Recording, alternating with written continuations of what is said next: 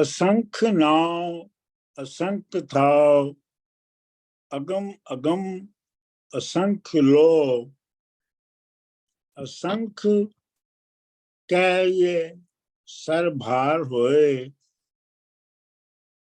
अखरी नाम अखरी साला, अखरी ज्ञान गीत गुण गा, अखरी लिखन बोलन बाण, अखरा सर संजोग दिखान, जिन ए लिखे तिस सिर ना, जो फरमाए तिव तिव पा, जीता जेता कीता तेता नाव, विण नामे नाही विण विण नामे नाही को थाओ, कुदरत कौन कहा विचार, वार्या न जावा एक बार, जो तुद भावे साई भली कार, तू सदा सलामत निरंकार।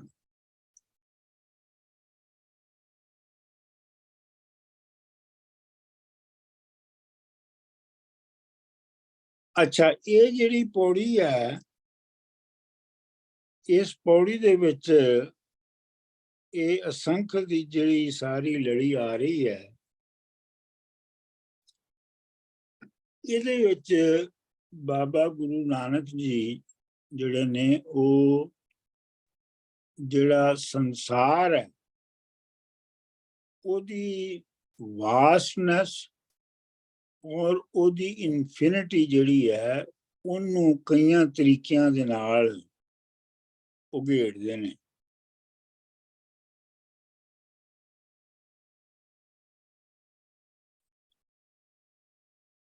ਤੇ ਉਹ ਜਿਹੜੇ ਮਤਲਬ ਜਿਹੜੀ ਸੰਸਾਰ ਦੀ ਬੇਅੰਤ ਹੋਣਾ ਹੈ ਉਹਦਾ ਇੰਨਾ ਜ਼ਿਆਦਾ ਖਿਲਾਰ, ਉਹਦਾ ਇੰਨਾ ਜ਼ਿਆਦਾ ਵਿਸਾਰ ਜਿਹੜਾ ਹੈਗਾ ਉਹ ਇਸ ਵਾਸਤੇ ਜ਼ਿਕਰ ਹੋ ਰਿਹਾ ਹੈ ਕਿ ਜੇ ਕੋਈ ਵੀ ਸਮਝਦਾ ਹੈ ਕਿ ਉਹ ਕਿਸੇ ਖਾਸ ਨਾਂ, ਕਿਸੇ ਖਾਸ ਥਾਂ, ਕਿਸੇ ਖਾਸ ਬੋਲੀ ਜਾਂ ਕਿਸੇ ਖਾਸ ਹੋਰ ਖਸੀਅਤ ਦੀ ਵਜ੍ਹਾ ਤੋਂ ਸੰਸਾਰ ਤੋਂ ਕੋਈ ਵੱਖਰੀ ਅਲੱਗਾ ਆਲਾ ਚੀਜ਼ ਹੈ ਤੇ ਐਸਾ ਹੈ ਨਹੀਂ ਹੈ। ਅਸਲ ਇਹ ਹੈਗਾ ਕਿ ਸੰਸਾਰ ਬੇਅੰਤ ਹੈ ਔਰ ਉਹਦੇ ਵਿੱਚ ਲੋਕਾਂ ਨੇ ਜਾਂ ਉਹਦੇ ਵਿੱਚ ਰਹਿਣ ਵਾਲਿਆਂ ਨੇ ਮੁਖਤਲਿਫ ਤਰੀਕੇ ਦੇ ਨਾਲ ਆਪਣੀਆਂ ਲਿਖਤਾਂ ਤੇ ਆਪਣੀਆਂ ਬੋਲੀਆਂ ਦੇ ਰਾਹੀਂ ਉਹਨਾਂ ਨੇ ਆਪਣੇ ਵਿਚਾਰ, ਲੋਕਲ ਵਿਚਾਰ ਬਣਾ ਲਏ ਨੇ। ਤੇ ਉਹ ਜਿਹੜੇ ਨੇ ਉਹ ਬੇਮਾਨੀ ਨੇ, ਉਹਨਾਂ ਦੇ ਕੋਈ ਮਾਇਨੇ ਨਹੀਂ ਹੈਗੇ।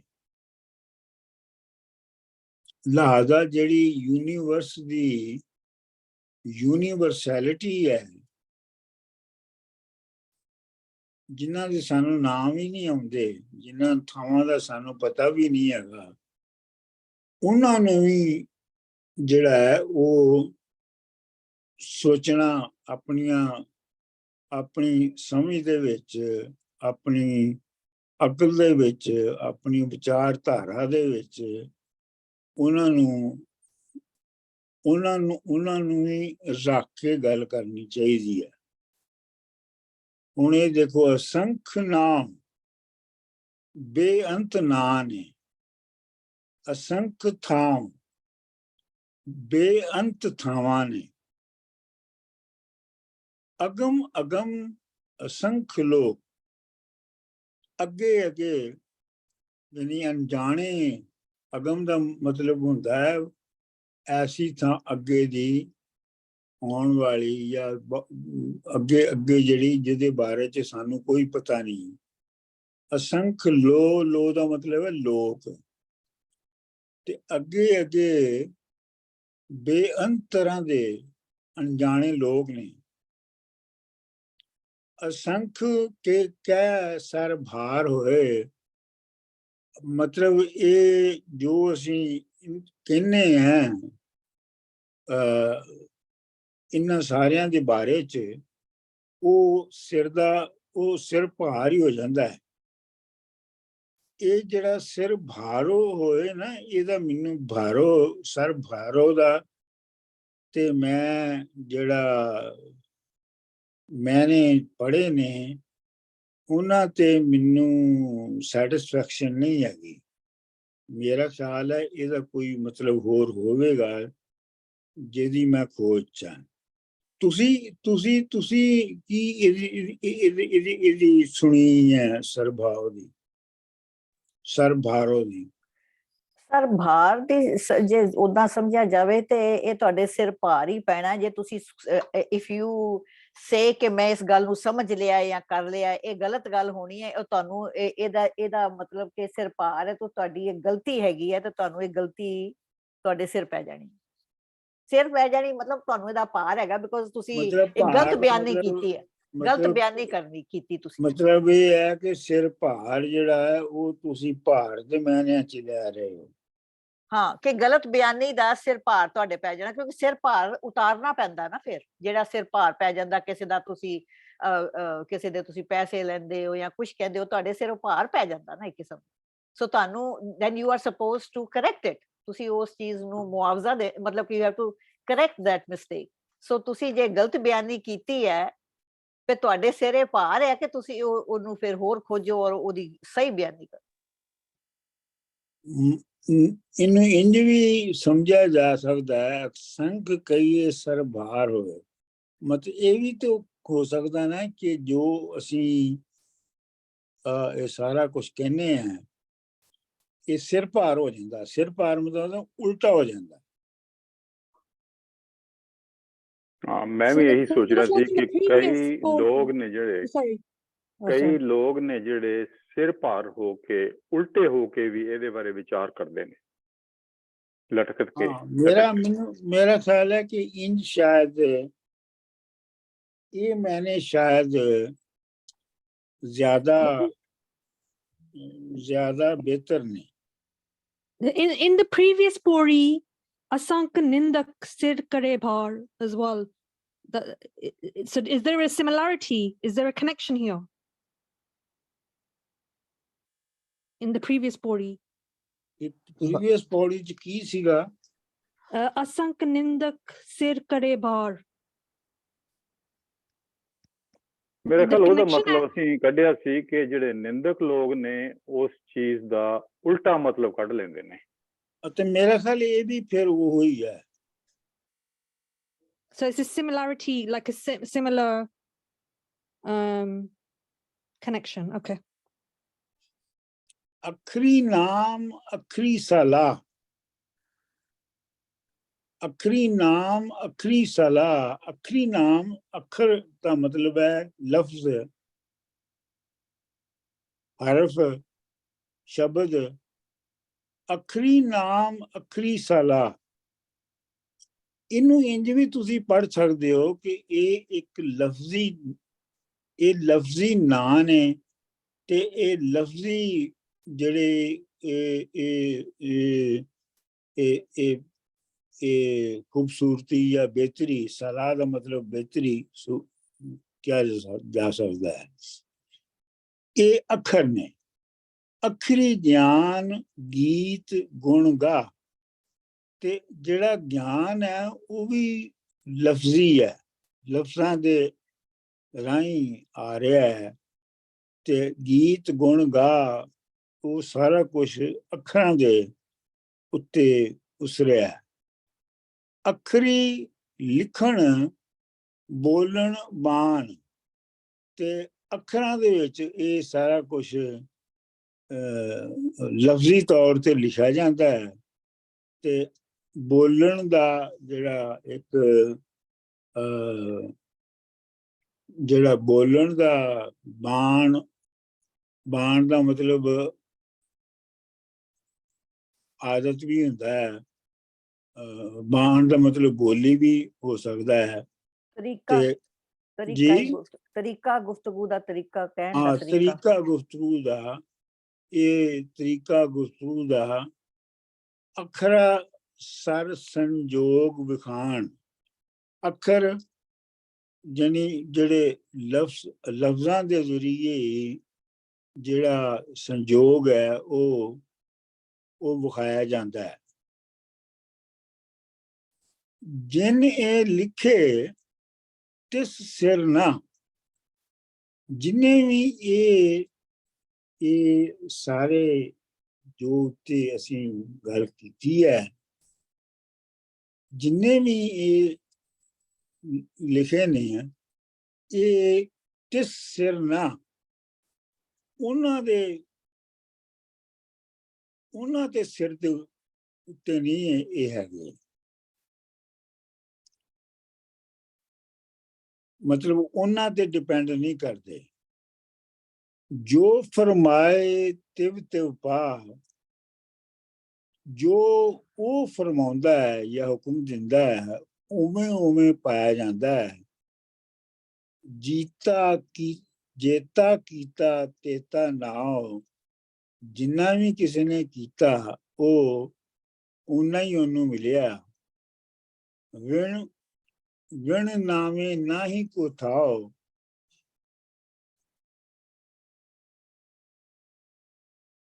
ਬਗੈਰ ਨਾਂ ਦੇ ਕੋਈ ਥਾਂ ਨਹੀਂ ਹੈਗੀ। ਕੁਦਰਤ ਯਾਨੀ ਬਗੈਰ ਨਾਂ ਕਮਾਏ ਦੇ ਹੋਰ ਕੋਈ ਥਾਂ ਨਹੀਂ ਹੈਗੀ। ਕੁਦਰਤ ਕੌਣ ਕਹਾ ਵਿਚਾਰ, ਕੁਦਰਤ ਦਾ ਉੱਤੇ ਕਿਸ ਤਰ੍ਹਾਂ ਵਿਚਾਰ ਕੀਤਾ ਜਾਵੇ ਜਾਂ ਕੌਣ ਵਿਚਾਰ ਕਰੇ।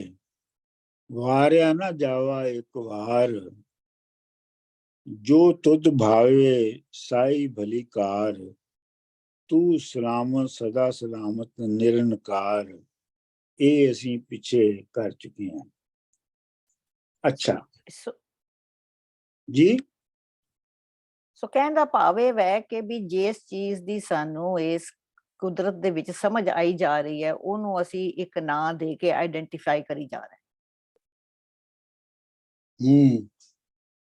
ਰਾਈਟ, ਆਪਣੀ ਸਮਝ ਦੇ ਮੁਤਾਬਕ, ਆਪਣੀ ਸੋਚ ਦੇ ਮੁਤਾਬਕ ਅਸੀਂ ਇਸ ਚੀਜ਼ ਨੂੰ ਆਈਡੈਂਟੀਫਾਈ ਕਰੀ ਜਾ ਰਹੇ ਹਾਂ, ਜਿਹਦੀ ਵੀ ਸਾਨੂੰ ਹੌਲੀ ਹੌਲੀ ਸਮਝ ਆ ਰਹੀ ਹੈ। ਪਰ ਕਈ ਚੀਜ਼ਾਂ ਐਸੀਆਂ ਨੇ ਕਿ ਵੀ they are even beyond hour ਸਮਝ, ਤੋਂ ਅਸੀਂ ਉਹਨਾਂ ਦੇ ਨਾਮ ਹੀ, ਮਤਲਬ ਕਿ ਕਿਸੇ ਚੀਜ਼ ਨੂੰ ਤੁਸੀਂ ਜੇ ਤੁਸੀਂ ਸਮਝਣਾ ਕਿਸੇ ਚੀਜ਼ ਨੂੰ ਤਾਂ ਤੁਹਾਨੂੰ ਪਹਿਲਾਂ ਉਹਦਾ ਨਾਂ ਰੱਖਣਾ ਪੈਂਦਾ। ਸੋ ਬੇਸਿਕਲੀ ਇਹ ਸਾਰੀ ਪੌੜੀ ਵਿੱਚ ਅਸੀਂ ਇਹੀ ਕਹਿੰਦੇ ਕਿ ਆਪਣੀ ਆਪਣੇ ਹਿਸਾਬ ਦੇ ਨਾਲ, ਆਪਣੀ ਆਪਣੀ ਸਮਝ ਦੇ ਨਾਲ ਅਸੀਂ ਇਸ ਦੁਨੀਆ ਦੀਆਂ ਚੀਜ਼ਾਂ ਨੇ, ਕੁਦਰਤ ਦੀਆਂ ਚੀਜ਼ਾਂ ਨੂੰ ਨਾਂ ਦੇਈ ਤੁਰੀ ਜਾ ਰਹੇ ਹਾਂ। ਇਹ ਸਭ ਚੀਜ਼ਾਂ ਨੇ ਜਿਹੜੀਆਂ ਕਿ ਵੀ ਰੱਬ ਦੀਆਂ ਬਣਾਈਆਂ ਨੇ, ਪਰ ਇਹ ਮੁਹਤਾਜ ਨੇ ਇੱਕ ਨਾਂ ਦੀਆਂ। ਇਹਨਾਂ ਦੀ ਪਹਿਚਾਨ ਇਹਨਾਂ ਦੇ ਨਾਂ ਦੀ ਮੁਹਤਾਜ ਹੈ। ਪਰ ਇੱਕ ਐਸਾ ਜਿਹੜੀ ਦੁਨਿਆਵੀ ਹਸਤੀ ਹੈ, ਸਿਰਫ ਉਹੀ ਇੱਕ ਸ਼ੈ ਹੈ ਜਿਹੜੀ ਕਿਸੇ ਵੀ ਨਾਂ ਦੀ ਮੁਹਤਾਜ ਨਹੀਂ ਬੇਸਿਕਲੀ। ਹਾਂਜੀ, ਹੋਰ ਕੋਈ?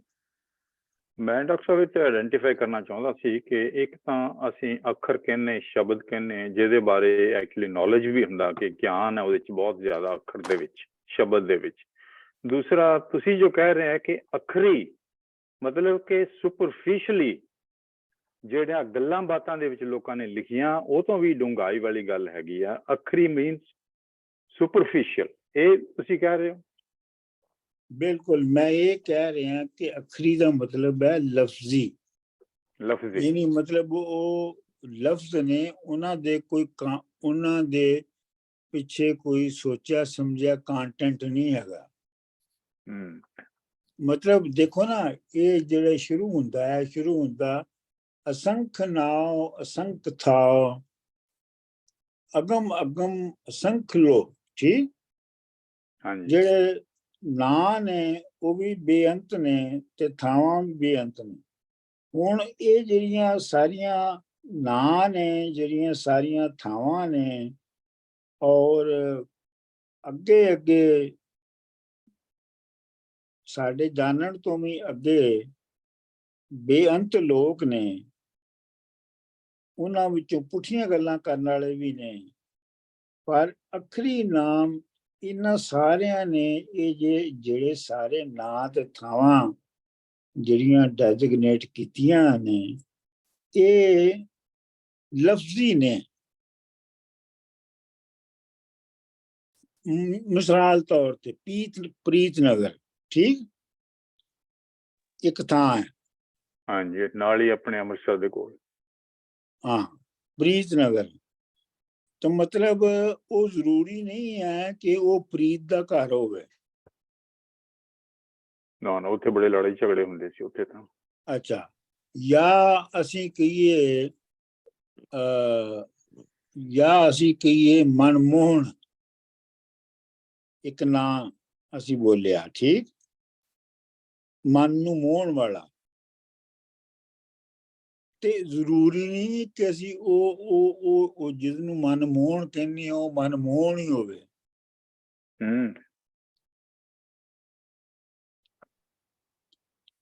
ਠੀਕ ਹੈ ਨਾ।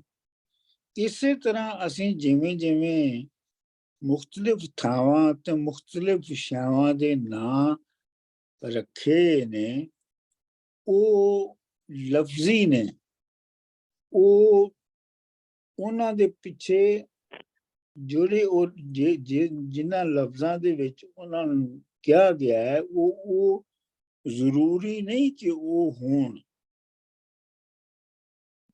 ਦੇਖੋ ਨਾ, ਅੱਗੇ ਆਉਂਦਾ ਹੈ ਅਖਰੀ ਨਾਮ ਅਖਰੀ ਸਲਾਹ, ਯਾਨੀ ਜਿਹੜੀ ਲਫ਼ਜ਼ੀ ਨਾਂ ਨੇ, ਜਿਵੇਂ ਮੈਂ ਨਾਵਾਂ ਦੇ ਬਾਰੇ ਦੱਸਿਆ, ਅਖਰੀ ਸਲਾਹ ਲਫ਼ਜ਼ਾਂ ਦੇ ਵਿੱਚ ਤਾਰੀਫ ਦੇ ਪੁਲ ਬੰਦ ਦਿੱਤੇ ਜਾਂਦੇ ਨੇ।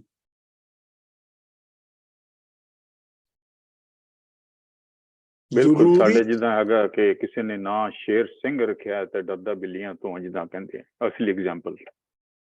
ਹਾਂਜੀ ਹਾਂਜੀ, ਅਖਰੀ ਸਲਾਹ ਕਿ ਲਫ਼ਜ਼ੀ ਤੌਰ ਤੇ ਜਿਹੜੀ ਤਾਰੀਫ ਵੀ ਕੀਤੀ ਜਾਂਦੀ ਹੈ, ਉਹ ਵੀ ਲਫ਼ਜ਼ੀ ਹੁੰਦੀ ਹੈ, ਉਹ ਵੀ ਜੇ ਉਸ ਚੀਜ਼ ਦੀ ਅਸਲ ਨੂੰ ਸਮਝ ਕੇ ਨਹੀਂ ਕੀਤੀ ਗਈ ਹੁੰਦੀ। ਅਖਰੀ ਗਿਆਨ ਤੇ ਜਿਹੜਾ ਆਪਣਾ ਗਿਆਨ ਹੈ, ਨੌਲੇਜ ਹੈ, ਉਹ ਵੀ ਅਖਰੀ ਹੈ। ਇਹ ਤੇ ਤੁਹਾਨੂੰ ਤੇ ਮੈਨੂੰ ਤੇ ਸਾਨੂੰ ਸਾਰਿਆਂ ਨੂੰ, ਜਿਹੜੇ ਅਸੀਂ ਸਕੂਲ ਦੇ ਲੋਕ ਹੈ, ਸਾਨੂੰ ਸਾਰਿਆਂ ਨੂੰ ਪਤਾ ਹੋਣਾ ਚਾਹੀਦਾ ਕਿ ਸਾਡਾ ਬਹੁਤਾ ਇਲਮ ਜਿਹੜਾ ਅਸੀਂ ਸਕੂਲਾਂ ਕਾਲਜਾਂ 'ਚ ਹਾਸਿਲ ਕੀਤਾ ਹੈ, ਉਹ ਲਫ਼ਜ਼ੀ ਹੈ। ਅਸੀਂ ਹਰ ਚੀਜ਼ ਸਮਝ ਕੇ ਉਹਦਾ ਨਾਂ ਨਹੀਂ ਰੱਖਿਆ, ਬਲਕਿ ਸਾਡੀ ਲਫ਼ਜ਼ੀ ਸਮਝ ਹੈ।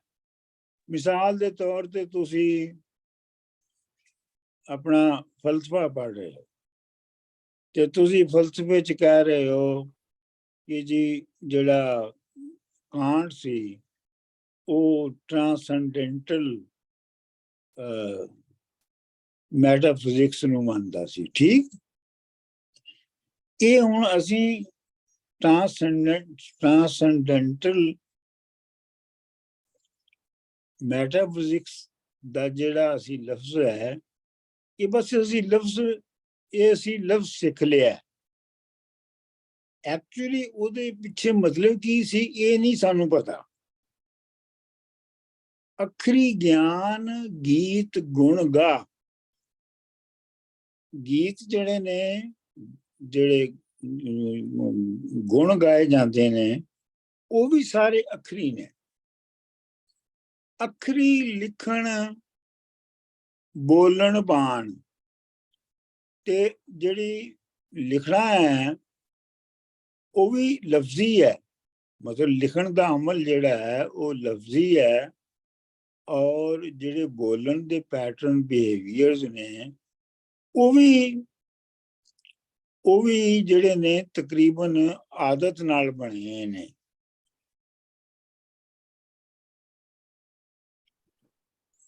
ਡਾਕਟਰ ਸਾਹਿਬ ਇਹ ਜਿਹੜਾ ਅਖਰੀ ਸਲਾਹ ਅਖਰੀ ਗੀਤ ਗਾ, ਇਹ ਮਤਲਬ ਕਿ ਕਿਸੇ ਸੁਪਰੀਮ ਪਾਵਰ ਦੀ ਗੱਲ ਕਰ ਰਿਹਾ? ਕਿਹਦਾ ਗੀਤ ਕਿਹਦਾ ਗੁਣ ਗਾਏ ਜਾ ਰਹੇ ਨੇ, ਕਿਹਦੀ ਸਲਾਹ ਹੋ ਰਹੀ ਹੈ ਕਿ ਜਨਰਲ ਗੱਲ ਹੈ? ਨਹੀਂ, ਮਤਲਬ ਇਹ ਹੈ ਕਿ ਅਸੀਂ ਜੇ ਜਿਹੜੀਆਂ ਚੀਜ਼ਾਂ ਦੇ ਵੀ ਗਿਆਨ ਦੀ ਗੱਲ ਕਰਨੇ ਹੈ, ਜਾਂ ਅਸੀਂ ਫਰਜ਼ ਕਰੋ ਉਹ ਸਸਤੀ ਦੀ ਵੀ ਗੱਲ ਕਰਨੇ ਹੈ, ਤੇ ਉਹ ਬਸ ਲਫ਼ਜ਼ੀ ਨੇ, ਲਫ਼ਜ਼ੀ ਗੱਲ ਹੁੰਦੀ ਹੈ। ਵੈਸੇ ਤੇ ਹੁੰਦੀ ਵੈਸੇ ਜਿਹੜੀ ਅਗਰ ਉੱਪਰ ਵਾਲੀ ਹਸਤੀ ਦੀ ਉਹ ਜਿਹੜੀ ਤੁਸੀਂ ਅਗਰ ਟ੍ਰੈਡੀਸ਼ਨਲ ਡੈਫੀਨੇਸ਼ਨ ਲਓ ਤੇ ਉਹ ਤੇ ਬਿਲਕੁਲ ਹੀ ਸੱਚ ਹੈ ਕਿ ਮਤਲਬ ਇਹ ਹੈ ਕਿ ਤੁਸੀਂ ਉਤਲੀ ਹਸਤੀ ਜਿਹੜੀ ਹੈ ਉਹਦਾ ਇਲਮ ਜਾਂ ਉਹਦਾ ਗਿਆਨ ਜਿਹੜਾ ਤੁਸੀਂ ਲੈਂਦੇ ਹੋ ਉਹ ਲਫ਼ਜ਼ੀ ਹੁੰਦਾ ਹੈ, ਲੇਕਿਨ ਕਿਆ ਜਿਹੜਾ ਤੁਸੀਂ ਉਹਦਾ ਲੈਂਦੇ ਹੋ ਕਿਆ ਉਹਦੇ ਤੇ ਉਹਨੂੰ ਦਿਲੋਂ ਸਮਝ ਕੇ ਉਂਝ ਹੀ ਕਰਦੇ ਹੋ ਜਿਵੇਂ ਉਹਨੂੰ ਲਫ਼ਜ਼ਾਂ 'ਚ ਮੰਨਦੇ ਹੋ? ਇੰਝ ਤੇ ਨਹੀਂ ਹੁੰਦਾ ਨਾ। ਅਸੀਂ ਲਫ਼ਜ਼ਾਂ ਦੇ ਵਿੱਚ ਭਗਵਾਨ ਤੇ ਖੁਦਾ ਤੇ ਰੱਬ ਨੂੰ ਪਤਾ ਨਹੀਂ ਕੀ ਸਮਝਦੇ ਆ ਤੇ ਕੀ ਉਹਦੇ ਨਾਲ ਵਾਅਦੇ ਕਰਨੇ ਆ, ਲੇਕਿਨ ਇਹ ਹੈ ਕਿ ਅਸੀਂ ਉਹ ਕੁਛ ਸਾਰਾ ਕੁਛ ਆਪਣੀਆਂ ਜ਼ਿੰਦਗੀਆਂ ਦੇ ਵਿੱਚ ਤੇ ਨਹੀਂ ਕਰਦੇ। ਇਸ ਵਾਸਤੇ ਉਹ ਲਫ਼ਜ਼ੀ ਰਹਿ ਗਿਆ ਨਾ।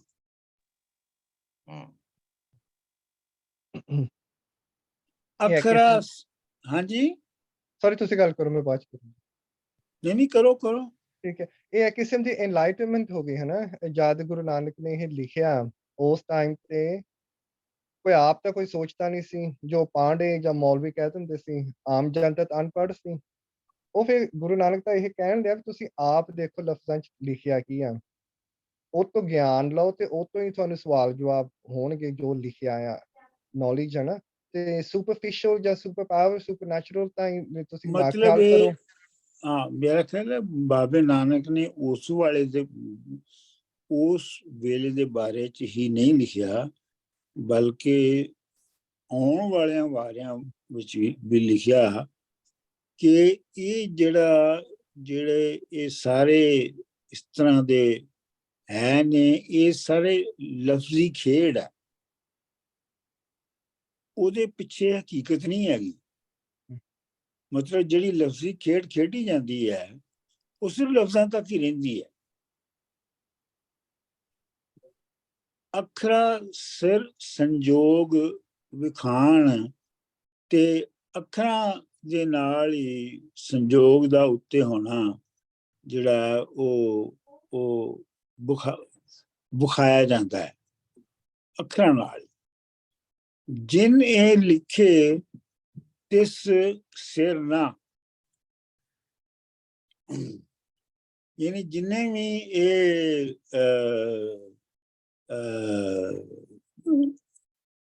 ਜਿੰਨੇ ਵੀ ਅੱਖਰਾਂ, ਇਹ ਮਤਲਬ ਸਾਰਾ ਕੁਝ ਅੱਖਰਾਂ ਦੇ ਰਾਹੀਂ ਹੋ ਰਿਹਾ ਹੈ। ਅੱਖਰਾਂ ਸਿਰ ਅੱਖਰਾਂ ਦੇ ਰਾਹੀਂ ਹੋ ਰਿਹਾ ਹੈ।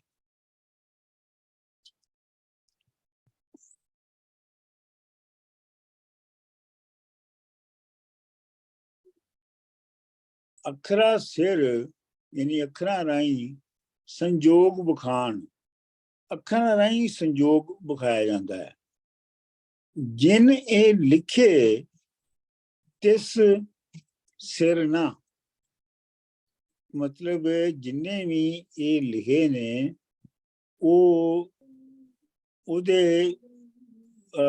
ਉਹਨਾਂ ਦੇ ਸਿਰ ਉੱਤੇ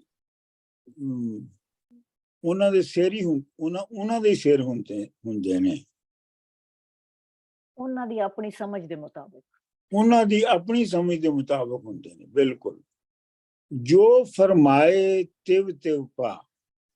ਹੁਣ ਇੱਥੋਂ ਮੈਨੂੰ ਲੱਗਦਾ ਹੈ ਕਿ ਹੁਣ ਮੈਨੂੰ ਇੱਥੋਂ ਲੱਗਦਾ ਹੈ ਕਿ ਇੱਥੋਂ ਪੌੜੀ ਜਿਹੜੀ ਹੈ ਉਹ ਟਰਨ ਲੈਂਦੀ ਹੈ।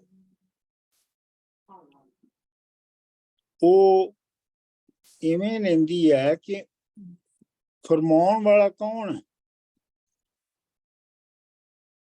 ਇਹ ਜਿਹੜੇ ਉੱਤੇ ਲਫ਼ਜ਼ੀ ਜਿਹੜੇ ਅੱਖਰੀ ਜਿਹੜੇ ਨੇ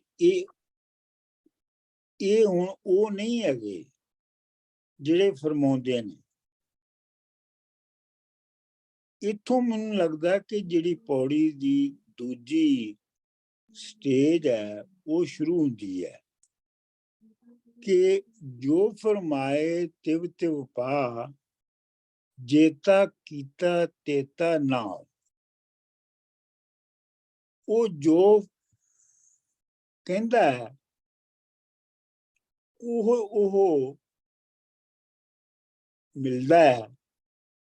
ਤੇ ਉਹ ਜਿਹੜਾ ਮਿਲਦਾ ਹੈ ਉਹ ਕੀ ਹੈ? ਜੇਤਾ ਕੀਤਾ ਤੇਤਾ ਪਾਉ।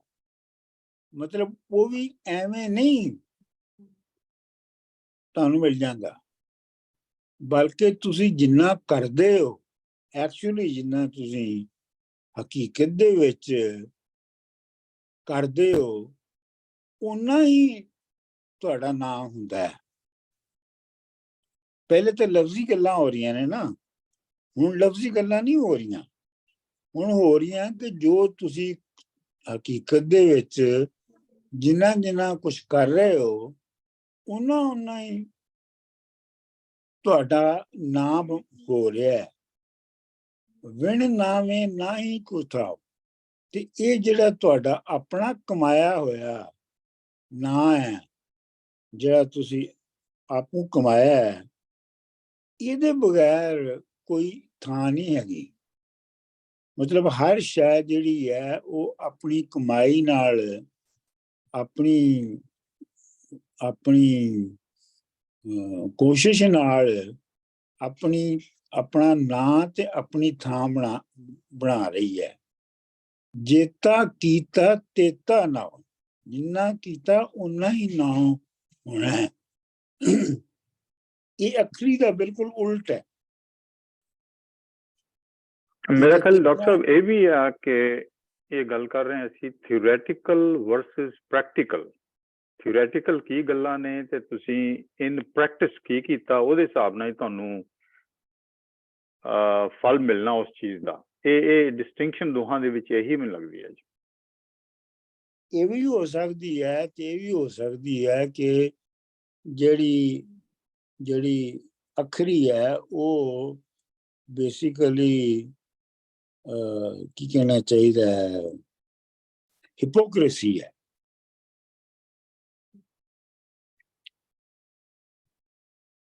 ਹਿਪੋਕ੍ਰੇਸੀ ਨਾ ਕਹੋ, ਉਹਨੂੰ ਤੁਸੀਂ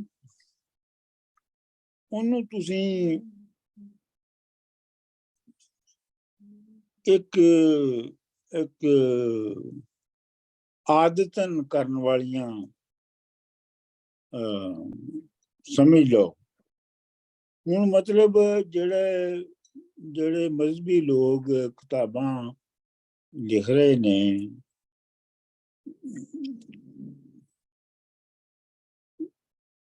ਤਾਂ ਉਹਨਾਂ ਦੀਆਂ ਇੰਟਰਪ੍ਰੀਟੇਸ਼ਨਸ ਕਰ ਰਹੇ ਨੇ ਮੁਖਤਲਿਫ ਚੀਜ਼ਾਂ ਦੀਆਂ।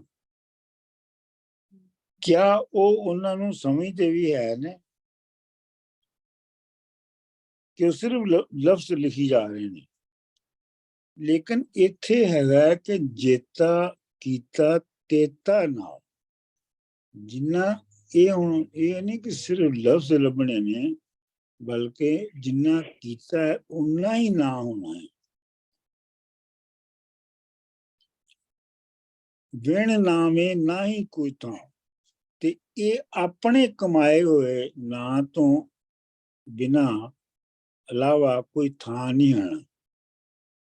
ਕੁਦਰਤ ਕੌਣ ਕਹਾ ਵਿਚਾਰ, ਵਾਰਿਆ ਨਾ ਜਾਵਾ ਇੱਕ ਵਾਰ। ਹਾਂਜੀ, ਇਹ ਮੈਨੂੰ ਤੇ ਇੰਝ ਸਮਝ ਆਈ ਹੈ ਕਿ ਇਹ ਜਿਹੜੀ ਤੁਸੀਂ ਜਿਵੇਂ ਅਮਰਜੀਤ ਜੀ ਕਿਹਾ ਨਾ, ਥਿਊਰੀ ਤੇ ਪ੍ਰੈਕਟਿਸ ਨਹੀਂ ਮੈਂ ਮੰਨ ਰਿਹਾ। ਮੈਂ ਇਹ ਕਹਿ ਰਿਹਾ ਕਿ ਪਹਿਲਾ ਜਿਹੜਾ ਹੈ ਉਹ ਇੱਕ ਫੋਕਾ ਫੋਕੇ ਫਾਇਰ ਨੇ। ਠੀਕ ਬਾਈ ਚਾਂਸ ਰੱਖ ਦਿੱਤੇ ਜਾਂਦੇ ਨੇ, ਆਤਨ ਰੱਖ ਦਿੱਤੇ ਜਾਂਦੇ ਨੇ। ਤੁਸੀਂ ਆਪਣੇ ਮੁੰਡੇ ਜਾਂ ਕੁੜੀ ਦਾ ਨਾਂ ਉਹਦੀਆਂ ਸਿਫਤਾਂ ਤੋਂ ਤੇ ਨਹੀਂ ਨਾ ਰੱਖਦੇ ਹੋ, ਉਹ ਤੇ ਤੁਸੀਂ ਸਮਾਜ ਵਿੱਚ ਜਿਹੜੇ ਉਸ ਵੇਲੇ ਪ੍ਰਚਲਿਤ ਨਾਂ ਨੇ ਉਹਨਾਂ ਵਿੱਚੋਂ ਕੋਈ ਇੱਕ ਸਿਲੈਕਟ ਕਰ ਲੈਂਦੇ ਹੋ।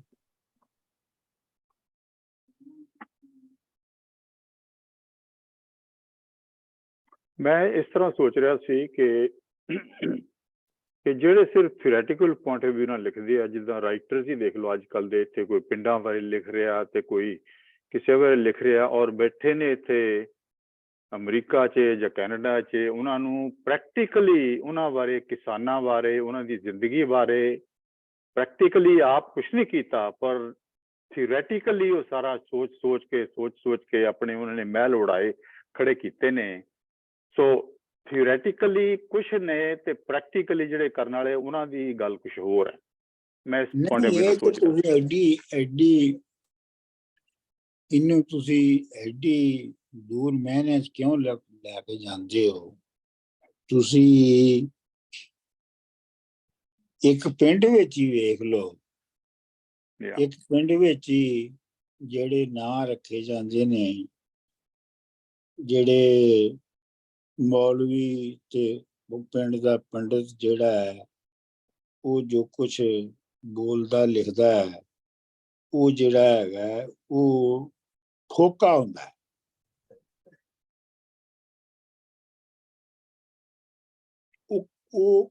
ਉਹਦੇ ਪਿੱਛੇ ਕਮਾਈ ਨਹੀਂ ਹੁੰਦੀ। ਜੇ ਉਹਦਾ ਨਾਂ ਪ੍ਰੇਮ ਹੈ ਤੇ ਉਹਨੇ ਪ੍ਰੇਮ ਕਰਕੇ ਪ੍ਰੇਮੀ ਨਹੀਂ ਬਣਿਆ, ਉਹ ਬਸ ਇੱਕ ਅੱਖਰ ਹੈ ਪ੍ਰੇਮ। ਮੇਰਾ ਖਿਆਲ ਇੱਕ ਇਹ ਵੀ ਹੈ, ਜਦੋਂ ਪੇਰੈਂਟਸ ਨਾਂ ਰੱਖਦੇ ਨੇ, ਕੋਈ ਥੋੜੀ ਜਿਹੀ ਉਹਨਾਂ ਦੀ ਪਿੱਛੇ ਵਿਸ਼ ਤਾਂ ਥਿੰਕਿੰਗ ਤਾਂ ਹੁੰਦੀ ਹੈ ਪੇਰੈਂਟਸ ਦੀ ਜਾਂ ਕਿਸੇ ਦੀ, ਕਿ ਹੋਪਫੁਲੀ ਇਨ ਫਿਊਚਰ ਇਹ ਬੰਦਾ ਇਸ ਟਾਈਪ ਦਾ ਬਣੇਗਾ, ਪ੍ਰੇਮ ਕਰੇਗਾ। ਹੁਣ ਮੇਰਾ ਹੀ ਲਾ ਲਓ, ਅਮਰਜੀਤ ਅਮਰ ਹੋ ਜਾਏਗਾ, ਅਫਸਾਨਾ ਹੋ ਜਾਏਗਾ, ਮਤਲਬ ਵਿਸ਼ ਤੇ ਹੋਏਗੀ ਪੇਰੈਂਟਸ ਦੀ ਜਾਂ ਕਿਸੇ ਦੀ। ਬਟ ਹੂ ਕੇਅਰਸ ਅਬਾਊਟ ਵਿਸ਼? ਹਾਂ, ਉਹ ਤਾਂ ਠੀਕ ਹੈ, ਥਿਓਰੈਟੀਕਲ ਹੈ ਨਾ ਸਾਰਾ ਕੁਝ। ਨਹੀਂ, ਮਤਲਬ ਵਿਸ਼ ਹੂ ਕੇਅਰਸ ਅਬਾਊਟ ਅਦਰਸ ਵਿਸ਼? ਤੁਸੀਂ ਤੇ ਇੱਕ ਆਪ ਬੰਦੇ ਦੇ, ਤੁਸੀਂ ਤੁਹਾਡੇ ਬਾਰੇ ਚ ਗੱਲ ਹੋ ਰਹੀ ਹੈ ਨਾ, ਤੁਹਾਡੇ ਬਾਰੇ ਚ ਇਹ ਗੱਲ ਥੋੜੀ ਹੋ ਰਹੀ ਹੈ ਕਿ ਤੁਹਾਡੇ ਬਾਰੇ ਚ ਵਿਸ਼ ਕੀ ਕੀਤਾ ਗਿਆ। ਔਰ ਜੋ ਅਗਰ ਕੀਤਾ ਵੀ ਗਿਆ ਉਹ ਲਫ਼ਜ਼ੀ ਹੈ, ਬਿਲਕੁਲ ਲਫ਼ਜ਼ੀ ਹੈ। ਬੀਬਾ ਜੀ। ਹਾਂਜੀ, ਮੈਂ ਇਹ ਸੋਚ ਰਹੀ ਸੀ ਜੀ, ਜਿੱਦਾਂ ਇੱਥੇ ਆਪਾਂ ਫਸੇ ਪਏ ਅਸੀਂ ਹੁਣ। ਹਾਂਜੀ, ਜੇਤਾ ਕੀਤਾ ਜੇ ਆ ਦੋ ਹੀ ਲਾਈਨਾਂ ਆਪਾਂ ਦੇਖ ਰਹੇ ਹਾਂ ਨਾ, ਜੇਤਾ ਕੀਤਾ ਤੇਤਾ ਨਾ ਬਿਨ ਨਾਵੇ ਨਾ ਹੀ ਕੋ ਥਾਂ। ਲੈਟਸ ਟਰਨ them around ਕਿ ਬਿਨਾਂ ਨਾ ਜਿੰਨੀ ਸਾਡੀ ਸਮਝ ਜਿੰਨੀ ਆਈ ਜਾਂਦੀ ਹੈ, ਜਿਹੜੀ ਥਾਂ ਨੂੰ ਅਸੀਂ ਸਮਝ ਲਿਆ, ਦੇਖ ਲਿਆ, ਉਹਦਾ ਅਸੀਂ ਨਾਂ ਰੱਖ ਦਿੱਤਾ, ਜੇਤਾ ਕੀਤਾ ਤੇਤਾ ਨਾ। ਤੇ ਫਿਰ ਉਹਦੇ ਬਾਅਦ ਆਉਂਦਾ ਕਿ ਜੇਤਾ ਕੀਤਾ ਤੇਤਾ ਨਾ। ਜਿੰਨਾ ਉਸ ਚੀਜ਼ ਦੇ ਬਾਰੇ ਅਸੀਂ ਹੋਰ ਜਾਣਦੇ ਹਾਂ, ਹੋਰ ਕਰਦੇ ਹਾਂ, ਉਹਦੇ ਹੋਰ ਨਾਂ ਉਸ ਚੀਜ਼ ਨੂੰ ਐਕਸਪਲੇਨ ਕਰਨ ਦੇ ਅਸੀਂ ਹੋਰ ਨਾਂ ਉਹਦੇ ਨਾਲ ਐਡ ਕਰੀ ਜਾਂਦੇ। ਜਿੱਦਾਂ ਇਹ ਪੇੜ ਆ, ਉਹ ਇੱਕ ਨਾਂ ਹੋ ਗਿਆ ਨਾ, ਜਦ ਅਸੀਂ ਪਹਿਲਾਂ ਪਛਾਣਿਆ ਕਿ ਇੱਕ ਪੇੜ ਆ। ਜੇ ਬਿਨ ਨਾਂ ਤੇ ਕੋਈ ਸ਼ੈ ਨਹੀਂ ਨਾ ਅਸੀਂ ਛੱਡੀ, ਜਿਹੜੀ ਸਾਡੀ ਸਮਝ ਚ ਹੈਗੀ ਆ। ਫਿਰ ਉਹਦੇ ਅਸੀਂ ਆਖਿਆ ਕਿ ਉਹਦੇ ਸੋਹਣੇ ਪੱਤੇ ਨੇ, ਉਹਦੇ ਹਰੇ ਪੱਤੇ ਨੇ, ਉਹਦੇ, ਉਹ ਗੱਲ ਤੇ ਇੱਕੋ ਹੀ ਹੈ ਨਾ ਪੇੜ ਦੀ। ਤੇ ਜੇਤਾ ਕੀਤਾ, ਜਿੰਨਾ ਉਸ ਚੀਜ਼ ਦੇ ਬਾਰੇ ਜ਼ਿਆਦਾ ਪਤਾ ਲੱਗਦਾ ਗਿਆ, ਉਹਨੇ ਅਸੀਂ ਉਹਦੇ ਨਾਂ ਉਸ ਦੇ ਨਾਲ ਐਡ ਕਰ ਦੇਗਾ।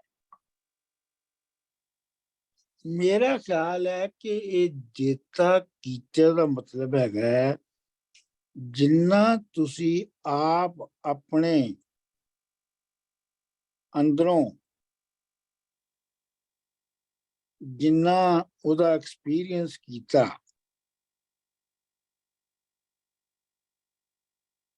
ਜਾਂ ਉਸ ਪਾਸੇ ਤੁਰੇ, ਉਨਾ ਹੀ ਤੁਹਾਡਾ ਨਾਮ ਹੋਏਗਾ। ਸਰ ਜੀ ਇੱਥੇ ਇਨਸਾਨਾਂ ਦੀ ਤਾਂ ਗੱਲ ਹੋਈ, ਇੱਥੇ ਤਾਂ ਕੁਦਰਤ ਦੀ ਗੱਲ ਹੈ ਨਾ। ਇਹ ਅਸੀਂ ਕੁਦਰਤ ਤੇ ਵਿਚਾਰ, ਇਹ 4 ਪੌੜੀਆਂ ਜਿਹੜੀਆਂ ਨੇ ਇਹ ਬਾਬਾ ਨਾਨਕ ਕੁਦਰਤ ਤੇ ਵਿਚਾਰ ਕਰ ਰਹੇ ਨੇ। ਹਾਂ ਬੀਬਾ ਜੀ, ਠੀਕ ਮੈਂ ਹੈ, ਵੀ- ਤੇ ਲੇਕਿਨ ਇੱਥੇ ਜਿਹੜਾ ਅਸੀਂ ਡਾਕਟਰ ਸਾਹਿਬ ਅੱਖਰ ਦੀ ਗੱਲ ਕੀਤੀ ਹੈ ਨਾ, ਅੱਖਰ ਦੀ ਇੱਕ ਕਿਸਮ ਦੀ ਥੋੜੀ ਜੀ ਉਹਨਾਂ ਨੇ ਇੰਪੋਰਟੈਂਸ ਵੀ ਦੱਸੀ ਹੈ ਕਿ ਵੀ ਜਿੰਨੀ ਉਹੀ ਗੱਲ ਹੈ ਨਾ ਕਿ ਜਿੰਨੀ ਸਾਡੀ ਸਮਝ ਹੈ ਅਸੀਂ ਉੱਥੋਂ ਤਾਈਂ ਓਨਾ ਹੀ ਉਹਦਾ ਕਰੀ ਜਾਂਦੇ ਹਾਂ। ਤੇ ਫਿਰ ਜਦ ਸਾਡੀ ਸਮਝ ਵੱਧਦੀ ਆ ਤੇ ਫਿਰ ਉਹਨੂੰ ਅਸੀਂ ਹੋਰ ਇੰਬੈਲਿਸ਼ ਕਰਦੇ ਹਾਂ ਜਾਂ ਉਹਦੇ ਹੋਰ ਤੋਂ ਹੋਰ ਨਾ ਦੱਸਦੇ ਹਾਂ। ਜਿੱਦਾਂ ਉਹ ਕਹਿੰਦੇ ਨੇ ਜਿਹੜਾ ਹੈਗਾ ਨਾ ਇਹ ਜਿੱਦਾਂ ਕਿਹੜਾ ਹੈਗਾ ਕਿ ਵੀ ਜਿਹੜਾ ਉਹਦੀ ਇੰਪੋਰਟੈਂਸ ਵੀ ਹੈਗੀ ਅੱਖਰਾਂ ਦੀ, ਜਿਹੜਾ ਅੱਖਰਾਂ ਦੀ ਗੱਲ ਕਰਦੀ, ਜਿਹੜਾ ਸੰਜੋਗ, ਸੰਜੋਗ ਕੀ ਹੁੰਦਾ? ਸੰਜੋਗ ਹੁੰਦਾ 2 ਸ਼ੈਵਾਂ ਨੂੰ ਇਕੱਠਾ ਕਰਨਾ, ਦੈਟ ਇਜ਼ ਸੰਜੋਗ। ਇਹ ਲਫ਼ਜ਼ਾਂ ਨਾਲ ਹੀ ਹੁੰਦਾ ਨਾ, 2 ਲਫ਼ਜ਼। ਔਰ ਇਹਦੇ ਤੇ ਪਰ ਇਹਦੇ ਤੇ ਬਾਬਾ ਜੀ ਇਹ ਕਹਿ ਰਹੇ ਨੇ ਕਿ ਲਫ਼ਜ਼ਾਂ ਦੇ ਨਾਲ ਤੇ ਸੰਜੋਗ ਹੋ ਜਾਂਦਾ ਹੈ, ਲੇਕਿਨ ਸੰਜੋਗ ਦਾ ਤਜਰਬਾ ਨਹੀਂ ਹੁੰਦਾ। ਨਹੀਂ ਉਹ ਸਹੀ ਹੈ, ਪਰ ਮੇਰਾ ਕਹਿਣ ਦਾ ਮਤਲਬ ਉਹ ਕਹਿ ਰਹੇ ਨੇ ਅੱਖਰਾਂ ਦੀ ਇੰਪੋਰਟੈਂਸ, ਕਿ ਅੱਖਰ ਕਿਹੜੀ ਚੀਜ਼ ਲਈ ਜ਼ਰੂਰੀ ਨੇ। ਅੱਖਰ to understand something first you have to name it. ਤੁਸੀਂ ਜਿਸ ਬਾਰੇ ਜ਼ਿਆਦਾ ਜਾਣਕਾਰੀ ਜਾਣਨਾ ਚਾਹੁੰਦੇ ਹੋ ਤੁਸੀਂ ਉਹਦਾ ਇੱਕ ਨਾਂ ਰੱਖ ਦਿਓ, ਜਾਂ ਔਨ ਦੀ ਅਦਰ ਹੈਂਡ ਜਿਸ ਦੇ ਬਾਰੇ ਤੁਹਾਨੂੰ ਥੋੜੀ ਜਿਹੀ ਜਾਣਕਾਰੀ ਹੋ ਜਾਂਦੀ ਹੈ ਤੁਸੀਂ ਉਹਦਾ ਨਾਂ ਰੱਖ ਦਿੰਦੇ ਹੋ। ਕੋਈ ਨਵਾਂ ਐਲੀਮੈਂਟ ਅਸੀਂ ਲੱਭ ਲਿਆ ਜਾਂ ਕੋਈ ਨਵਾਂ ਵਾਇਰਸ ਲੱਭ ਲਈ, ਅਸੀਂ ਉਹਦਾ ਨਾਂ ਰੱਖਦੇ ਹਾਂ। So it's both ways. To know something about something, you have to name it. And ਜੇ ਤੁਹਾਨੂੰ ਉਹਦੇ ਬਾਰੇ ਪਤਾ ਲੱਗ ਜਾਂਦਾ ਤਾਂ ਵੀ ਤੁਸੀਂ ਉਹਦਾ ਇੱਕ ਨਾਂ ਰੱਖਦੇ ਹੋ। So ਨਾਂ identifies something with a name according to your own intelligence. ਹਾਂਜੀ ਬੀਬਾ ਜੀ, ਮੈਂ ਵੀ ਗੱਲ ਕਰਨਾ। ਜਿਹੜਾ ਲਫ਼ਜ਼ ਬਾਬਾ ਜੀ ਨੇ ਅੱਖਰ ਤੋਂ ਬਣਾਇਆ ਨਾ, ਅੱਖਰੀ,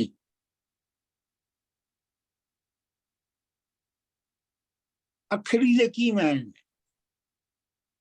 ਸ਼ਬਦਾਂ ਦੇ ਨਾਲ ਅੱਖਰੀ ਗਿਆਨ ਗੀਤ ਗੁਣ ਗਾ, ਮਤਲਬ ਕਿ ਤੁਸੀਂ ਅੱਖਰਾਂ ਦੇ ਜ਼ਰੀਏ ਗਿਆਨ ਜਾਂ ਗੀਤ। ਅੱਖਰੀ ਦਾ ਆਪਣਾ ਕੀ ਮਤਲਬ ਹੈ? ਬੀਬਾ ਜੀ, ਮੈਂ ਵੀ ਇਹਦੇ 'ਚ ਇੱਕ ਵਾਅਦਾ ਕਰ ਲਾਂ, ਥੋੜਾ ਜਿਹਾ ਇੱਕ ਮੈਨੂੰ ਬੋਲਣ ਦਵੋ ਤੇ, ਕਿ ਇੱਕ ਚੀਜ਼ਾਂ ਨੇ ਜਿਹੜੀਆਂ ਇਨਸਾਨ ਦੀਆਂ ਉਹਦੀ ਦਸਤਰਸ ਨਹੀਂ, ਜਿਸ ਤਰ੍ਹਾਂ ਅੱਖਰੀ ਤੋਂ ਮੁਰਾਦ ਕਿ ਉਹ ਕੁੜੀ ਉਹਦਾ ਨਾਂ ਰੱਖ ਦਿੱਤਾ, ਜਾਂ ਉਹਦਾ ਨਾਂ ਮੁੰਡਾ ਰੱਖ ਦਿੱਤਾ, ਜਾਂ ਉਹਦਾ ਨਾਂ ਕੁਝ ਹੋਰ ਰੱਖ ਦਿੱਤਾ। ਔਰ ਜਦੋਂ ਇਨਸਾਨ ਪੈਦਾ ਹੁੰਦਾ ਉਹ ਤੇ ਉਹਦੀਆਂ ਬਹੁਤ ਸਾਰੀਆਂ ਚੀਜ਼ਾਂ ਜਿਹੜੀਆਂ ਨੇ, ਬੋਲਣਾ, ਜ਼ੁਬਾਨ ਉਹਦੇ ਜਿਹੜੇ ਅੱਖਰ ਲਰਨ ਕਰਦਾ, ਉਹ ਜਾਂ ਇਹੋ ਜਿਹੀਆਂ ਜਿੰਨੀਆਂ ਚੀਜ਼ਾਂ ਉਹ ਸਿੱਖਦਾ, ਇਹ ਸਾਰੀਆਂ ਤੇ ਉਹਦੇ 'ਚ ਉਹਦਾ ਕੋਈ ਇਖਤਿਆਰ ਨਹੀਂ ਹੁੰਦਾ। ਉਹ ਤੇ ਮੈਂ ਮਤਲਬ ਕਹਿ ਲਓ ਕਿ ਉਹ ਤੇ ਇੱਕ ਆਟੋਮੈਟਿਕਲੀ ਉਹਦੇ ਹੁੰਦੀ ਹੈ। ਜਿਹੜੀ ਉਹ ਚੀਜ਼ ਇਨਸਾਨ ਲਰਨ ਕਰਦਾ, ਉਹ ਲਰਨ ਕਰਦਾ ਜਦੋਂ ਉਹ ਆਪਣੀ ਖੁਦ ਐਫਰਟ ਕਰਦਾ ਔਰ ਉਹ ਗਿਆਨ ਦੀ ਤਰਫ ਜਾਂਦਾ। ਇਹ ਜਿਹੜੀਆਂ ਬਾਕੀ ਸਾਰੀਆਂ ਚੀਜ਼ਾਂ ਆਖਰੀਆਂ, ਪਿਓ ਬਾਪ ਕੌਣ ਹੈ, ਉਹ ਲਫ਼ਜ਼ ਅੱਖਰ ਹੀ ਹੈ ਨਾ, ਲੇਕਿਨ ਉਹ ਫਿਰ ਜਦੋਂ ਉਸ ਪ੍ਰੋਸੈਸ ਤੋਂ ਗੁਜ਼ਰਦਾ ਫਿਰ ਉਹ ਲਰਨ ਕਰਦਾ ਹੈ ਕਿ ਖੁਦਾ ਕੌਣ ਹੈ, ਖੁਦਾ ਦਾ ਜਦੋਂ ਤੁਸੀਂ ਬਾਬਾ ਗੁਰੂ ਨਾਨਕ ਜੀ ਤੋਂ ਬਾਅਦ ਪੰਜਾਬੀ ਰੀਤ ਦੇ ਦੂਸਰੇ ਸ਼ਾਇਰਾਂ ਨੂੰ ਪੜ੍ਹੋਗੇ ਨਾ, ਮਸਲਨ ਜਿਵੇਂ ਸੁਲਤਾਨ ਬਾਹੂ ਹੈ, ਜਦੋਂ ਤੁਸੀਂ ਸੁਲਤਾਨ ਬਾਹੂ ਨੂੰ ਪੜ੍ਹੋਗੇ ਤੇ ਉਹਦੇ ਵਿੱਚ ਇਹ ਕਾਨਸੈਪਟ ਬਿਲਕੁਲ ਸਾਫ਼ ਹੋ ਜਾਏਗਾ ਕਿ ਇਹ ਪੜ੍ਹ ਇਲਮ ਹਾਫਿਜ਼ ਹੋਇਓ ਨਾ ਗਿਆ ਹਜਾਬੋਂ ਪਰਦਾ ਹੋ। ਇੱਕ ਲਾਈਨ ਹੈ ਸੁਲਤਾਨ ਬਾਹੂ ਦੀ ਕਿ ਤੂੰ ਪੜ੍ਹ ਕੇ ਕਿਤਾਬਾਂ ਹਾਫਿਜ਼ ਤੇ ਹੋ ਗਿਆ, ਪਰ ਜਿਹੜੀ ਬੇਸਿਕ ਰਿਐਲਿਟੀ ਖੁੱਲਣੀ ਸੀ ਤੇਰੇ ਉੱਤੇ ਉਹ ਨਹੀਂ ਖੁੱਲੀ। ਤੂੰ ਉਂਝ ਹੀ ਰਿਹਾ, ਉਂਝ ਦਾ ਉਂਝ ਹੀ ਹੈ। ਇਹ ਜਿਹੜੀ ਹੋਰ ਵੀ ਬਹੁਤ ਜਿਹੜੇ ਇਸ ਤਰ੍ਹਾਂ ਦੇ ਸਾਡੇ ਕਲਾਸਿਕਲ ਸ਼ਾਇਰ ਨੇ, ਉਹਨਾਂ ਨੇ ਇਹ ਬਾਰ-ਬਾਰ ਜ਼ਿਕਰ ਕੀਤਾ ਹੈ ਕਿ ਬੁੱਲੇ ਸ਼ਾਹ ਦਾ ਮਸਲਨ ਹੈ, ਇਲਮੋਂ ਬਸ ਕਰੀਓ ਯਾਰ। ਉਹ ਜਿਹੜਾ ਜਿਸ ਗੱਲ ਤੋਂ ਬੁੱਲੇ ਸ਼ਾਹ ਰੋਕ ਰਹੇ ਨੇ ਇਲਮੋਂ, ਜਿਸ ਇਲਮ ਤੋਂ, ਉਹ ਅਖਰੀ ਇਲਮ ਹੈ, ਲਫ਼ਜ਼ੀ ਹੈ, ਐਬਸਟ੍ਰੈਕਟ ਹੈ, ਰੈਂਡਮ ਹੈ। ਇਹੀ ਤਾਂ ਮੈਂ ਗੱਲ ਕਹਿ ਰਹੀ ਸੀ ਜੀ ਕਿ ਵੀ ਜਿਹੜੇ ਲਫ਼ਜ਼, ਜਿਹੜਾ ਇੰਪੋਰਟੈਂਸ ਇਹਦੀ ਇਹੀ ਆ ਕਿ ਯੂ ਆਈਡੈਂਟੀਫਾਈ ਸਮਥਿੰਗ, ਬਲ ਤੁਸੀਂ ਉਹਨੂੰ ਸਮਝਣਾ ਕੀ ਹੈ, ਉਹਨੂੰ ਅੱਗੇ ਵਧਾਉਣਾ ਕੀ ਹੈ, that's it's just a way of identifying something that you know a little bit about. ਔਰ ਜੇ ਤੁਸੀਂ ਉਸ ਬਾਰੇ ਕਿਸੇ ਨੂੰ ਦੱਸਣਾ ਵੀ ਹੈ ਤਾਂ ਵੀ ਤੁਹਾਨੂੰ ਅੱਖਰਾਂ ਦੀ ਲੋੜ ਹੈ। How wood you convey it? ਸਿਰਫ ਅੱਖਰ ਇਜ਼ ਜਸਟ, ਅੱਖਰ is just the vehicle for trying to understand Qadr di Qudrat. It's just a vehicle. It's still limited. But it's still limited. Exactly. It's just an identification according to your own knowledge or according to your own samajh ke tadi. ਨਹੀਂ, ਇਸੇ ਗੱਲ ਤੇ ਮੈਂ contest ਕਰ ਰਿਹਾ ਨਾ ਤੁਹਾਡੇ ਨਾਲ ਕਿ ਉਹਦਾ ਮਕਸਦ ਸਿਰਫ ਕਿਸੇ ਸ਼ੈ ਨੂੰ ਦਾ ਦੱਸਣਾ ਨਹੀਂ ਹੈਗਾ, ਬਲਕਿ ਇਹ ਹੈ ਕਿ ਜੋ ਵੀ ਅਸੀਂ ਦੱਸੀ ਜਾਂਦੇ ਹਾਂ ਮੁਖਤਲਿਫ ਸ਼ੈਵਾਂ ਦੇ ਮੁਖਤਲਿਫ ਐਕਸ਼ਨ ਦੇ ਮਤਲਬ, ਔਰ ਜੋ ਸਲਾਹ ਦੇਈ ਜਾਂਦੇ ਹਾਂ ਜਾਂ ਤਾਰੀਫਾਂ ਕਰੀ ਜਾਂਦੇ ਹਾਂ, ਉਹ ਸਾਰੀਆਂ ਲਫ਼ਜ਼ੀ ਨੇ। ਹਜਾਬੋਂ ਗਿਆ ਨਾ ਗਿਆ, ਹਜਾਬੋਂ ਪਰਦਾ ਹੋ, ਹਜਾਬ ਤੋਂ ਪਰਦਾ ਨਹੀਂ ਉੱਠਿਆ ਤੇਰੇ ਇਸ ਪੜ੍ਹਨ ਨਾਲ। ਇੱਥੇ ਬਾਬਾ ਜੀ ਜਦੋਂ ਜਾਂਦੇ ਨੇ ਨਾ, ਜੇਤਾ ਕੀਤਾ ਤੇਤਾ ਨਾ ਹੋ, ਇਹ ਹੈ ਕਿ ਹਜਾਬ ਉੱਠ ਰਿਹਾ ਹੈ।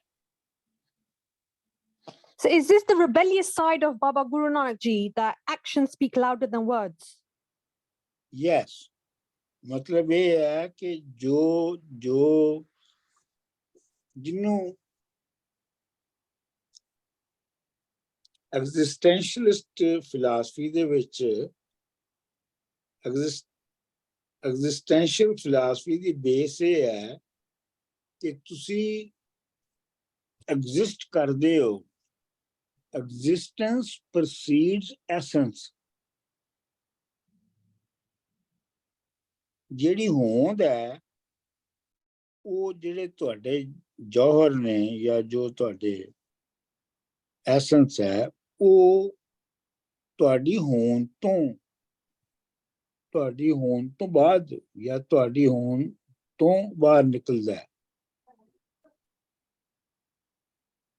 ਲਿਹਾਜ਼ਾ ਜਿਹੜਾ ਕਰਮ ਹੈ, ਜੇਤਾ ਕੀਤਾ, ਮਤਲਬ ਜਿਸ ਤਰ੍ਹਾਂ ਤੁਸੀਂ ਐਗਜ਼ਿਸਟ ਕੀਤਾ, ਜਿਸ ਤਰ੍ਹਾਂ ਦੀ ਤੁਸੀਂ ਆਪਣੀ ਐਗਜ਼ਿਸਟੈਂਸ ਬਣਾਈ, ਉਸ ਤਰ੍ਹਾਂ ਦਾ ਹੀ ਨਾਂ ਜਿਹੜਾ ਹੈ ਉਹ ਬਣਿਆ ਤੁਹਾਡਾ। ਜਿਹੜੇ ਪਹਿਲੇ ਸਾਰੇ ਨਾਂ ਜਿਨ੍ਹਾਂ ਦਾ ਜ਼ਿਕਰ ਹੋ ਰਿਹਾ ਸੀ, ਉਹ ਸਾਰੇ ਜਿਹੜੇ ਨੇ ਉਹ ਲਫ਼ਜ਼ੀ ਫਰਜ਼ੀ ਨੇ। ਹਾਂ, ਇਹ ਤੁਸੀਂ ਸਹੀ ਕਹਿੰਦੇ ਹੋ ਕਿ ਅਸੀਂ ਫਰਜ਼ੀ ਲਫ਼ਜ਼ੀ ਨਾਵਾਂ ਨਾਲ ਚੀਜ਼ਾਂ ਨੂੰ ਜ਼ਾਹਰ ਕਰਨੇ ਹੈ, ਪਰ ਮਤਲਬ ਹੈ ਕਿ ਉਹ ਬੇਸਿਕਲੀ ਉਹ ਐਮਪਟੀ ਹੁੰਦੇ ਨੇ, ਉਹਨਾਂ ਦੇ ਪਿੱਛੇ ਉਹ ਐਗਜ਼ਿਸਟੈਂਸ ਨਹੀਂ ਹੁੰਦੀ ਉਹਨਾਂ ਦੀ। ਇਹ ਤੇ ਗੌਰ ਕਰਿਓ, ਇਹ ਬਹੁਤ ਬਾਰੀਕ ਨੁਕਤਾ ਹੈ। ਔਰ ਇਹੋ ਹੀ ਜਿਹੜਾ ਹੈ ਉਹ ਗੁਰੂ ਨਾਨਕ ਨੂੰ ਜਿਹੜੇ ਬਾਕੀ ਦੇ ਜਿਹੜੇ ਆਲਮ ਨੇ ਉਹਨਾਂ ਤੋਂ ਵੱਖਰਾ ਕਰਦਾ ਹੈ।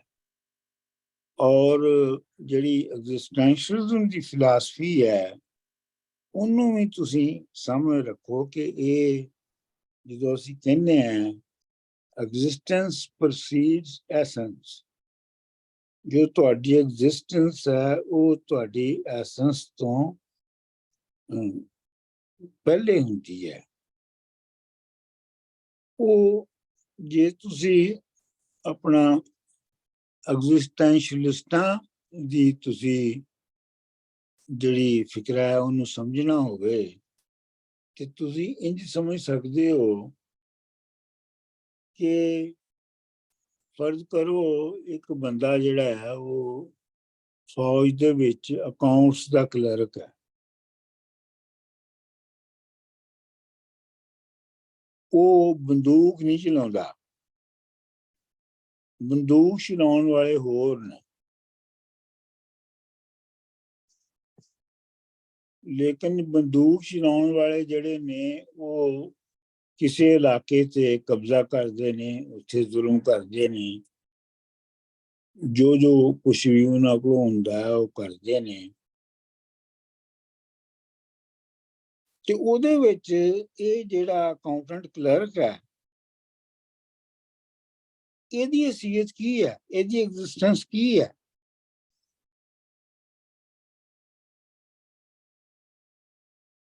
ਇਹਦੀ ਐਗਜ਼ਿਸਟੈਂਸ ਜਿਹੜੀ ਹੈ ਉਹ ਡਿਟਰਮਨ ਹੋ ਰਹੀ ਹੈ ਜੋ ਉਹਦੀ ਪੂਰੀ ਆਰਗੇਨਾਈਜੇਸ਼ਨ ਕਰ ਰਹੀ ਹੈ।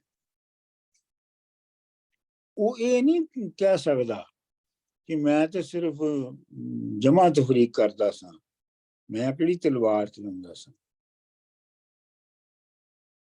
ਲੇਕਿਨ ਉਹ ਜੋ ਤਲਵਾਰ ਚੱਲਣ ਵਾਲੇ ਔਰ ਜੋ ਪਿੱਛੇ ਹਿਸਾਬ ਰੱਖਣ ਵਾਲੇ, ਉਹ ਉਹਨਾਂ ਦੀ ਐਗਜ਼ਿਸਟੈਂਸ ਜਿਹੜੀ ਹੈ ਉਹ ਇੱਕ ਹੀ ਤਰ੍ਹਾਂ ਦੀ ਹੈ, ਉਹ ਮਿਲ ਕੇ ਇੱਕ ਐਗਜ਼ਿਸਟੈਂਸ ਉਹਨਾਂ ਦੀ ਬਣਦੀ ਹੈ। ਇਹ ਫਰਕ ਹੈਗਾ ਐਗਜ਼ਿਸਟੈਂਸ ਦੇ ਵਿੱਚ ਤੇ ਐਸੈਂਸ ਦੇ ਵਿੱਚ।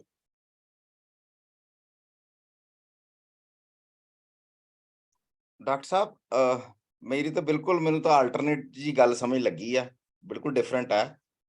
ਉਹਦਾ ਮੈਨੂੰ ਤਾਂ ਇਹ ਸਮਝ ਲੱਗੀ ਵੀ ਜੇਤਾ ਕੀਤਾ ਤੇਤਾ ਨਾਉ, ਇਹ it is in the praise of supreme Lord, ਕਿ ਜੋ ਵਾਟ ਐਵਰ ਹੀ ਹੈਜ਼ ਕ੍ਰੀਏਟਡ ਉਹਦੀ ਮੈਨੀਫੈਸਟੇਸ਼ਨ ਉਹਦਾ ਹੀ ਨਾਮ ਹੈ। ਇਸੇ ਚੀਜ਼ ਨੂੰ ਰਿਵਰਸ ਕਰਕੇ ਕਿਹਾ ਵਿਣ ਨਾਵੇਂ ਕਿ ਨਾ ਹੀ ਕੋਈ ਥਾਉ, there is no place without your ਨੇਮ।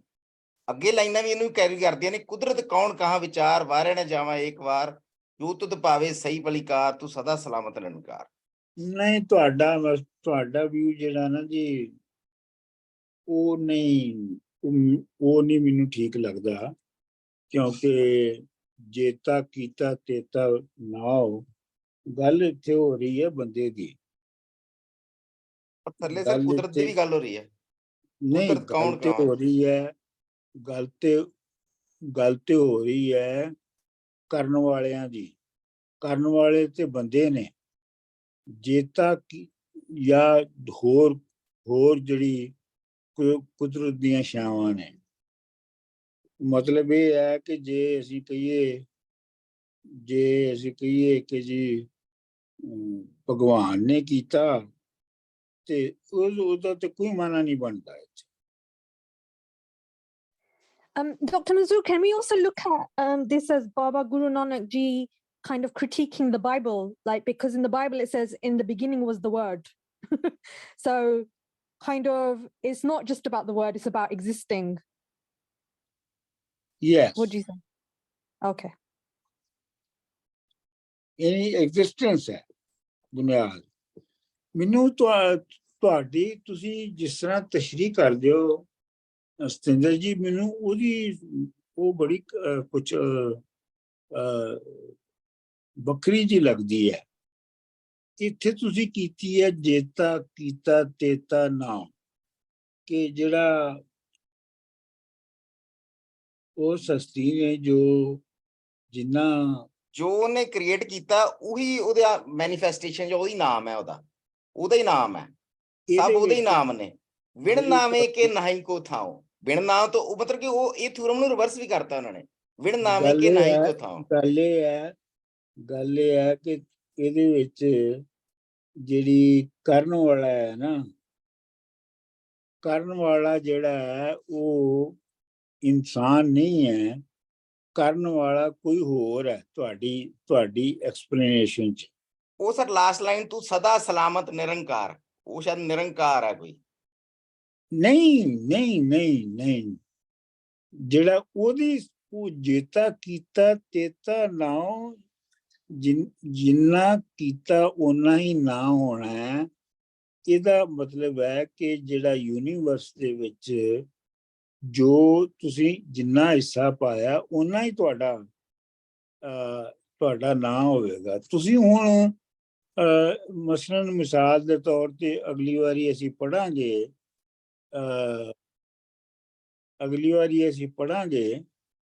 ਤੇ ਉਹਦੇ ਵਿੱਚ ਬਾਬਾ ਗੁਰੂ ਨਾਨਕ ਜੀ ਕਹਿਣਗੇ ਆਪੇ ਬੀਜ ਆਪੇ ਹੀ ਖਾ।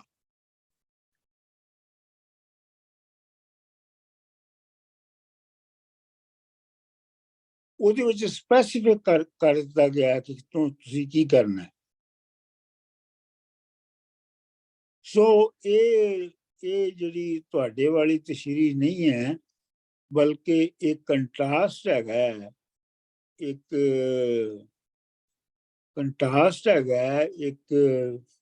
ਐਕਡੈਮਿਕ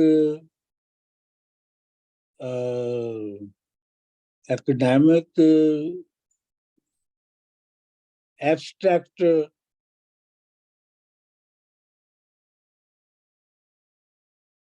ਲਫ਼ਜ਼ੀ ਜਮਾ ਤਫਰੀਕ ਦੇ ਵਿੱਚ ਤੇ ਹਕੀਕਤ ਵਿੱਚ ਜਿਹੜੀ ਐਗਜ਼ਿਸਟੈਂਸ ਹੈ ਉਹ ਕਿਵੇਂ ਅਮਲ ਕਰਦੀ ਹੈ। ਇੰਨਾ ਅੱਜ ਕਾਫੀ ਹੈ ਜੀ। ਡਾਕਟਰ ਸਾਹਿਬ ਮੈਂ ਗੱਲ ਕਰਨੀ ਸੀ ਇਸੇ ਬਾਰੇ ਕਿ ਇਹਦੇ ਚ ਸਭ ਤੋਂ ਅਹਿਮ ਜਿਹੜਾ ਲਫ਼ਜ਼ ਹੈ ਮੇਰੇ ਖਿਆਲ ਉਹ ਅੱਖਰ ਹੀ ਆ, ਜਿਹਨੂੰ ਸ਼ਬਦ ਕਹਿੰਦੇ ਆ ਜਾਂ ਮੱਡੀਆਂ ਨੇ ਵਰਡ ਕਿਹਾ ਕਿ ਸ਼ਬਦ ਦੇ ਵਿੱਚ ਇੱਕ ਤਾਂ ਖਿਆਲ ਹੈ ਕਿ ਸ਼ਬਦ ਦੇ ਵਿੱਚ ਹੀ ਸਭ ਕੁਝ ਗਿਆਨ ਹੈ, ਨੌਲੇਜ ਹੈ, ਰੋਸ਼ਨੀ ਹੈ। ਸ਼ਬਦ ਦੇ ਨਾਲ ਹੀ ਤੁਸੀਂ ਅੱਗੇ ਕਰ ਸਕਦੇ ਹੋ। ਦੂਸਰੀ ਤੁਸੀਂ ਕਹਿ ਰਹੇ ਹੋ ਕਿ ਅਬਿਊਜ਼ ਆਫ ਵਰਡ, ਕਿ ਜਿਹੜੇ ਸੁਪਰਫਿਸ਼ਲੀ ਲਫ਼ਜ਼ਾਂ ਨੂੰ ਯੂਜ਼ ਕਰਦੇ ਨੇ ਔਰ ਉਹਦੇ 'ਚ ਕੋਈ ਹਕੀਕਤ ਨਹੀਂ, ਗਿਆਨ ਨਹੀਂ, ਪਰ ਅਸਲੀ ਵਰਡ ਜੋ ਸ਼ਬਦ ਹੈ ਉਹ ਆਪਣੀ ਜਗ੍ਹਾ, whether you use it for knowledge, whether you abuse it ਉੱਪਰਲੀਆਂ ਗੱਲਾਂ ਕਰਨ ਦੇ ਵਿੱਚ, ਪਰ ਅਹਿਮੀਅਤ ਸ਼ਬਦ ਦੀ ਤਾਂ ਨਹੀਂ ਅਸੀਂ ਘਟਾ ਸਕਦੇ ਕਿ ਅੱਖਰਾਂ ਦੇ ਵਿੱਚ ਜੋ ਜ਼ੋਰ ਹੈ, ਜੋ ਤੰਤ ਹੈ, ਉਹਨੂੰ ਅਸੀਂ ਕਿਵੇਂ ਯੂਜ਼ ਕਰਦੇ ਹਾਂ ਔਰ ਲੋਕ ਕਿਵੇਂ ਯੂਜ਼ ਕਰਦੇ ਨੇ, ਉਹ ਉਹਨਾਂ ਦੀ ਪ੍ਰੋਬਲਮ ਹੈ। ਪਰ ਨੌਲੇਜ ਦਾ ਸੋਰਸ ਤੇ ਸ਼ਬਦ ਹੀ ਹੈ ਨਾ। ਅੱਖਰ ਆਪ ਤੇ ਕੋਈ ਵੀ ਚੀਜ਼ ਨਹੀਂ ਹੈਗਾ ਅਮਰਜੀਤ ਜੀ, ਅੱਖਰ ਤੇ ਕੋਈ ਚੀਜ਼ ਨਹੀਂ। ਤੁਸੀਂ ਆਪਣਾ ਜਿਹੜਾ ਤੁਸੀਂ ਪੰਜਾਬ 'ਚ ਕੁੱਤੇ ਨੂੰ ਕੁੱਤਾ ਕਹਿੰਦੇ ਹੋ, ਅੰਗਰੇਜ਼ ਉਸੇ ਸ਼ਹਿਰ ਨੂੰ ਡੌਗ ਕਹਿੰਦਾ ਹੈ, ਚੀਨੀ ਉਹਨੂੰ ਕੁਝ ਹੋਰ ਕਹਿੰਦੇ ਹੋਣਗੇ। ਸਹੀ ਗੱਲ ਹੈ ਨਾ? ਬਿਲਕੁਲ। ਮਤਲਬ ਤੇ ਤੁਸੀਂ ਮੈਨੂੰ ਇਹ ਦੱਸੋ ਕਿ ਜੇ ਅੱਖਰ ਦੇ ਵਿੱਚ ਕੋਈ ਆਪਣੀ ਸ਼ੈ ਹੋਵੇ ਤੇ ਫਿਰ ਜਦੋਂ ਤੁਸੀਂ ਲਫ਼ਜ਼ ਕੁੱਤਾ ਬੋਲਿਆ ਤੇ ਫਰਾਂਸੀਸੀ ਨੂੰ ਪਤਾ ਲੱਗ ਜਾਣਾ ਚਾਹੀਦਾ ਕਿ ਇਹ ਕਿਹੜੀ ਚੀਜ਼ ਦੀ ਗੱਲ ਕਰ ਰਿਹਾ ਹੈ।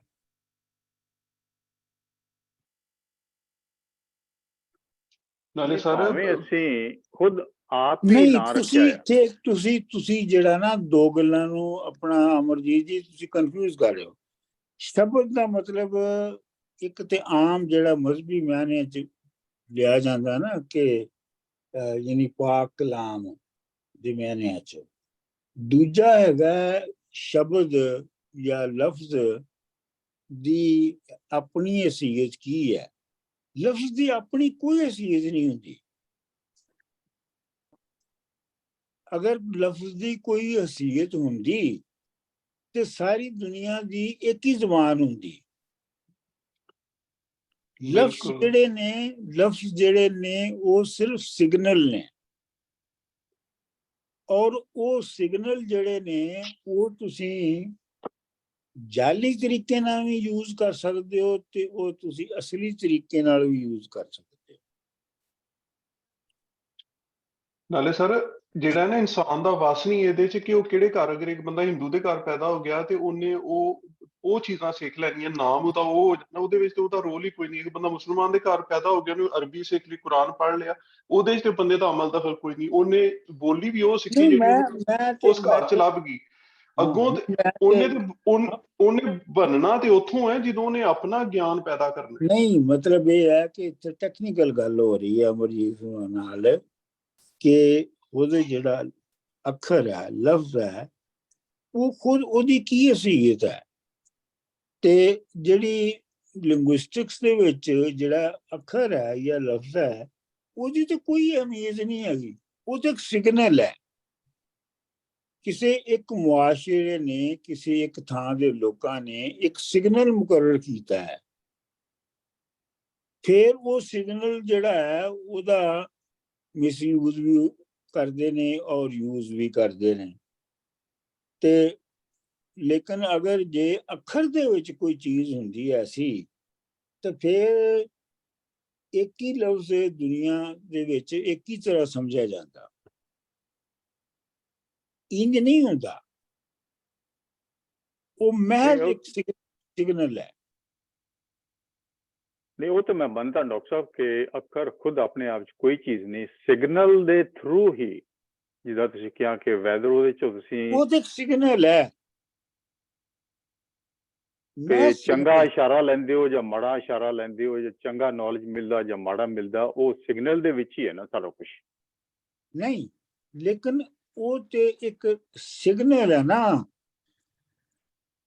ਉਸ ਸਿਗਨਲ ਦੇ ਅੰਦਰ ਤੇ ਕੁਝ ਨਹੀਂ ਹੈਗਾ ਨਾ।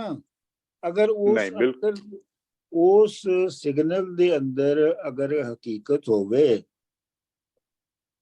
ਅਗਰ ਕੋਈ ਹਕੀਕਤ ਹੋਵੇ ਤੇ ਫਿਰ ਇੱਕ ਦੂਸਰੀ ਜਗ੍ਹਾ ਦਾ ਬੰਦਾ ਵੀ ਉਸ ਹਕੀਕਤ ਨੂੰ ਵੇਖ ਲਵੇ।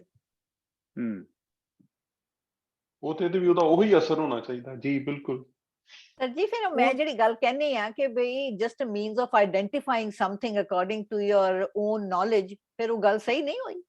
It just means of identifying, ਜਿੰਨੀ ਕਿ ਤੁਹਾਨੂੰ ਅਕਲ ਹੈ ਤੁਸੀਂ ਉਹਨੂੰ ਉਸ ਤਰੀਕੇ ਨਾਲ ਆਈਡੈਂਟੀਫਾਈ ਕਰ ਲਿਆ।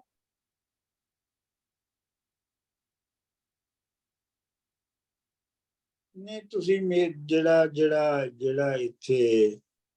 ਜਿਹੜਾ ਇੱਥੇ ਕੰਟਰਾਸਟ ਹੈ ਨਾ